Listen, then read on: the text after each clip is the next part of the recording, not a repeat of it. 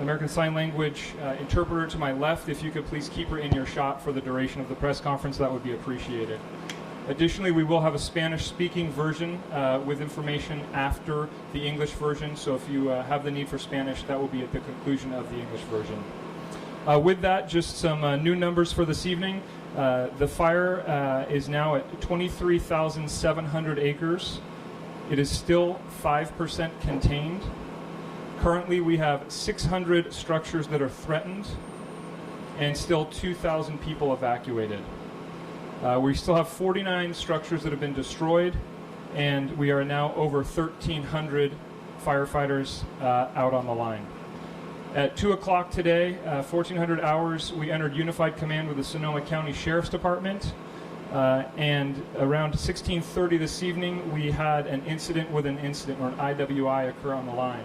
That literally is being handled at this moment. Fire activity picked up and additional resources were called in due to some sort of event. We will get more information about that when it is available. We are dealing with the situation and we'll get the information out for that as soon as we can. There are some rumors out there, but we will clarify them as soon as we get better intel on that. Standing behind me this evening from right to left, we have Supervisor Zane here from Sonoma County. We have Officer Lopez from the California Highway Patrol. From the Sonoma Lake Napa unit, we have Division Chief Nichols and the Unit Chief Shauna Jones. Behind me in the two red hats are two of the incident commanders here from Cal Fire from IMT 6, and that's Josh Jansen to my right and Chief Vike to my left. We also have the Sheriff Hessick here on my left, as well as Supervisor Rabbit and Chief Ernst, who will give us an operational briefing. Chief. Good evening. My name is Chief Ernst, Tim Ernst. I'm the Operations Chief for IMT 6. As Chief Cox explained, there was a slight increase in the size of the incident today. The incident is still broken into three large geographic areas. We call those our three branches. The day actually started a little on the slower side as an inversion layer held the smoke down, and that keeps the fire from growing. Unfortunately, as soon as that smoke inversion raises and the heat picks up, the humidity continues to decrease. We normally do see an increase of fire behavior, which we did see today, and we were expecting that behavior change. We did have a slight wind that did come out of the northwest, moving towards what you can see on the map here, sort of the branch 1 area of the fire. You'll notice when we show an updated fire perimeter map that the majority of the fire growth today was on this branch 1 on the east flank of our fire. We don't have the exact perimeter at this time. That is currently being mapped and validated as we speak. The rest of the fire was also extremely active. Firefighters were able to hold very close to the containment lines, as you'll see when that updated map comes up, around the other branches and the 9 divisions of the fire. That concludes my report. Thank you, Chief Ernst. I'll now like to introduce from the Sheriff's Department, Sheriff Essick. Thank you. I have just a few short comments. My name is Mark Essick. I'm the Sheriff of Sonoma County.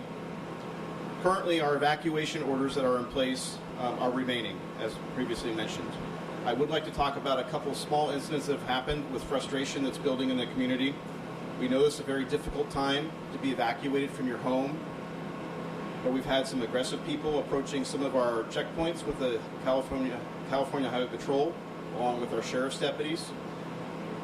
We want to reiterate that we need you to be kind to our first responders, be patient with us. We're there to try to help you and keep you safe, keep you out of the evacuated areas. We currently have about 50 deputies patrolling the area of Geyserville and east of Geyserville. Those deputies are there to prevent looting, and we've had no reports of looting at this point. They're also there to help with evacuations, provide direction, and provide support. We have no missing persons reports at this point, and we have no fatalities reported as well. Finally, I want to talk about what you can do to help us over the weekend as we see this historic wind event coming at us. We would like you to stay home. Please stay home unless you're being evacuated. We'd like you to stay off the roads, stay off the highways, so that emergency vehicles can get around. Please be vigilant, stay informed, be in contact with your neighbors, especially those neighbors who are older, elderly, or infirmed. You can take advantage of notifying yourself, keeping yourself informed by following us on Nixle, Twitter, SoCo Alert. Thank you very much for your support. Thank you for your patience. The Sheriff's Office has always been here for you. We will continue to be here for you. But please, we need your patience in these evacuated areas. We keep these areas evacuated for your safety and so that our first responders can be in there dealing with this very unpredictable situation. Thank you. Next, representing the County of Sonoma Board of Supervisors, Supervisor Rabbit. Thank you very much. My name is David Rabbit, and I'm here with my colleague, Shirley Zane. I am currently chair of the board. As was mentioned, we're so thankful for all the first responders here. It does bring back a lot of memories from just 2 years ago. Even to see this facility loaded with fire engines brings back those memories. Of course, a lot of has been talked about with this wind event over the weekend. We are in a red flag warning. We have a high wind warning for North Bay mountains, valleys, and coastlines. The words used are a little ominous. Dangerously strong offshore winds, critically low relative humidity, and the event looks to be potentially historic and even stronger winds than what we saw on October 8th in 2017. Like the sheriff said, it's a good weekend to stay home. It's a good weekend to make sure, or tomorrow, to make sure that you're prepared for any potential power outage that could occur both tomorrow night and for Sunday. So we do ask people to be careful, to look after one another, to be prepared as they go forward. We also want to remind people to watch out for winds throughout their own community, let alone the fires, what they will bring. Tree branches may be downed. We also ask you to please stay away from either immediately getting the chainsaw out to take care of that problem, as you may spark a fire, which will only make things worse. Be safe, and we'll get through the weekend together. Thank you very much. Thank you. Happy to answer any questions for any of the individuals that are standing up here. So considering the strong wind events that we're facing this weekend and are supposed to face this weekend, how is CAL Fire preparing for this? Yeah, so CAL Fire obviously looks at fires regionally and preparation regionally. So we have staffing patterns and additional staffing statewide at the moment. It's that old adage of all hands on deck for an event of this size. And it's not just CAL Fire that's boosting its resources, but it's local government engines being pre-positioned throughout the state. It's additional aircraft being brought into the state. It's resources from outside of the state also coming in. So this is, although historic, a very strong reaction from the department and from all fire agencies across the state right now to get as in position as best as possible before this wind actually hits.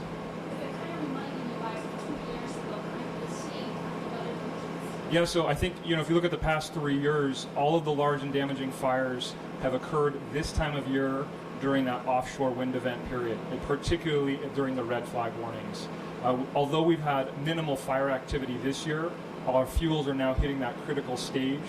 You kind of compound that with the fact that we're potentially going to see a historical wind event, and it has us highly concerned that the vulnerable areas of California could see some explosive fire. So that's why we are reiterating this kind of vigilance that we're preaching to everybody, that 95% of fires in this state are caused by humans. So if we can actually take care of what we're doing in our vehicles, in our activities when we're outside, everything is going to count and help this weekend. You alluded to last night we talked about the race against the clock for these strong winds here tomorrow. Is it bad news that you're still only 5% that number hasn't passed? Yeah, it's a great question. We would love to have it at 90% containment, but as you can imagine, when 10,000 acres burns in less than 12 hours, the number of miles of fire perimeter that are open on that are overwhelming. And although we have 1,300 firefighters 24 hours a day on the ground and aircraft during the day flying this, the task is monumental. We'd love to see it at 90%, and we are throwing as many resources as we can at it. But we also have to plan for the worst, and we also have to think about this large wind event that is coming. You mentioned that you mentioned something about an incident on the line. Can you give us a few more details? There have been reports that ambulances were dispatched there, possible injuries. Do you have even basic information to share? Yeah, we do know that after 1630 there was an increased fire behavior upon the incident. Additional resources were summoned, both fire and EMS. That is currently being investigated as to the status and what actually occurred up there. It's really too early to speculate. We have people at that scene dealing and investigating it. In the interest of not providing misinformation, we will get that as soon as we verify it. We can confirm, though, that there was an incident within an incident. We don't know the scope of what actually happened yet, and when we do, we will release it. With the potential for low visibility and those high winds tomorrow, how might that impact these aircraft? Yeah, so our aircraft are a great asset, but they are limited by visibility and wind. Wind can be basically make our retardant ineffective. Basically, you're just dispensing it and it's not doing much. It's also dangerous when you're flying in high winds. Conversely, on the other end of the spectrum is during high inversions, you don't have the visibility to see where we're dropping. So conditions have to be right for our aircraft. What we do have is a number of fixed wing and rotary wing that are at a moment's notice in the sky and over the fire. There's literally an air attack flying overhead at all times, a helicopter below him at all times, and they're calling in coordinated drops with the ground crews wherever those targets of opportunity actually come up when there's clarity. So I know it's easy to assume that we are not using aircraft, but there's someone overhead during all daylight hours who, as soon as there's a target that's viable, they will launch on it, and that will continue until this thing's completely extinguished. Will the 747 be brought in? So our aircraft are all regional resources, and that includes the large air tankers, the very large air tankers. Our air attack, who I talked about above, can special request large aircraft. So he can make a request to Northern Operations. Northern Operations allocates based on the fire that has the most threat. So if there are multiple fires, it goes to the fire that has the highest threat for structures or lives. But there are a number of large aircraft now in the state available to respond at the request of the air attack.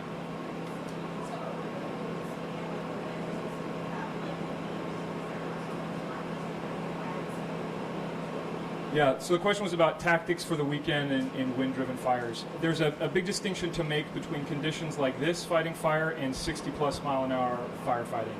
And that is, in extreme wind events, firefighting becomes fairly ineffective.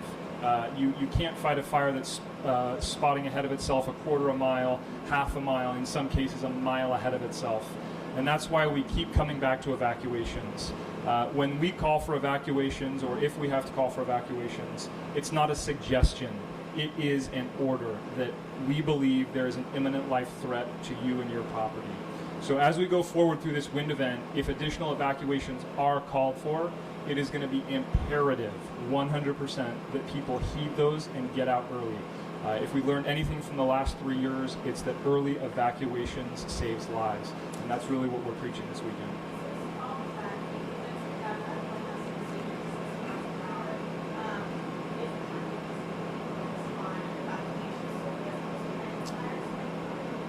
Yeah, so the question was specific to tactics. For this weekend, we are obviously fighting the fire now. We're also looking at 24, 48 hours out and contingency planning beyond what could happen with the wind on this incident.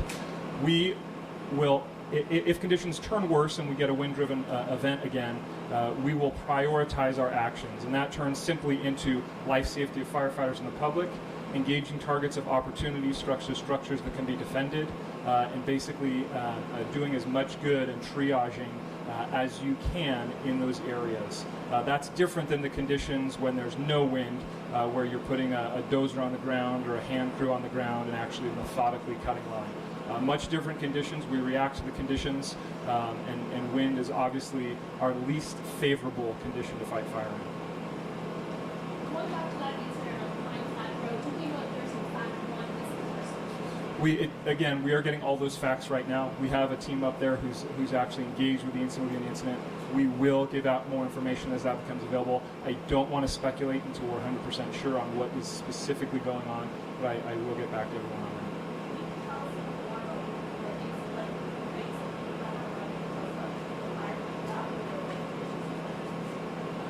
Yeah, so the question is about wind conditions and fire activity.